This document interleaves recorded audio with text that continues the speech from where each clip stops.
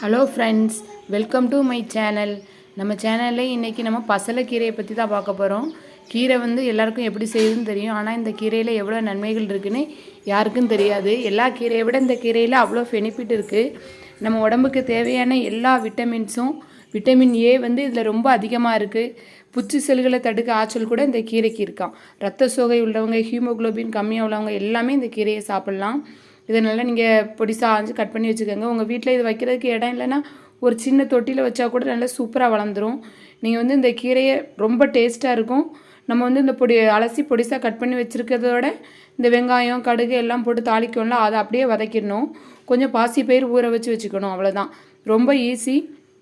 அதை வதக்கையில் நீங்கள் தண்ணிலாம் விட வேண்டாம். ஏன்னா ஏற்கனவே இந்த கீரையில் கொஞ்சம் தண்ணி அதிகமாக இருக்கும். அதனால் நீங்கள் வதக்கையில் தண்ணிலாம் விட வேண்டாம். பாசிப்பயிரை வேக வச்சு ஆட் பண்ணக்கூடாது. ஒரு 1/2 hour ஊற வச்சு அது கூட ஆட் பண்ணி சாப்பிட்டிங்கன்னா ரொம்ப டேஸ்ட்டாக இருக்கும்.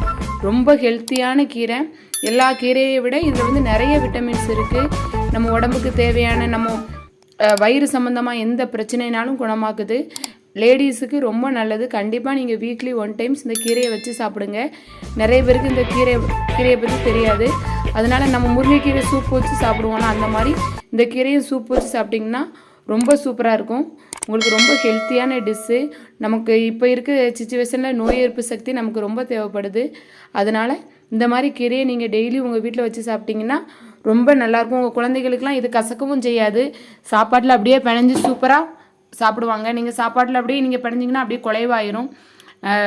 விட்டமின் ஏ, பி, சி எல்லாமே இருக்குது. நம்ம கண்ணுக்கு ரொம்ப நல்லது. அதனால் கண்டிப்பாக சாப்பிடுங்க. உங்கள் வீட்லேயும் ட்ரை பண்ணுங்கள். என் வீடியோ பிடிச்சிருந்தா வீடியோவை லைக் பண்ணுங்கள், கமெண்ட் பண்ணுங்கள், ஷேர் பண்ணுங்கள். உங்கள் வீட்லேயும் இதை ட்ரை பண்ணுங்கள். Thank you friends.